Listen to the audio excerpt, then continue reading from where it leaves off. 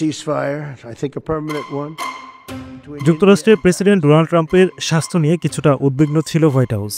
সাম্প্রতিক কিছু উপসর্গ দেখা দেওয়ায় পরীক্ষা নিরীক্ষা শেষে চিকিৎসকরা জানিয়েছেন ট্রাম্প ক্রনিক ভেনাস ইনসাফিসিয়েন্সি নামের একটি শারীরিক সমস্যায় আক্রান্ত।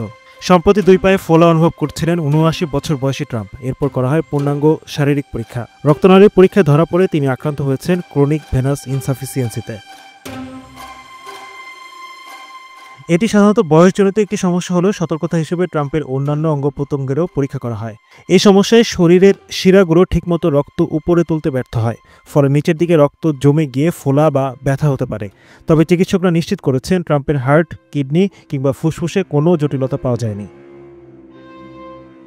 হার্ভার্ড মেডিকেল স্কুলের জরুরি বিভাগের অধ্যাপক ডক্টর জেরেমি ফাউস্ট সংবাদমাধ্যম সিএনএনকে বলেন, এটি কোনো গুরুতর বিষয় নয় এবং বয়সজনিত স্বাভাবিক অবস্থা বলেই ধরা যায়, বিশেষ করে ট্রাম্পের মতো কিছুটা স্থূলতা সম্পন্ন ব্যক্তিদের ক্ষেত্রে। হোয়াইট হাউস জানিয়েছে প্রেসিডেন্ট এখন সম্পূর্ণ স্বাভাবিক অনুভব করছেন। নিয়মিত পর্যবেক্ষণে এই সমস্যা নিয়ন্ত্রণে রাখা সম্ভব।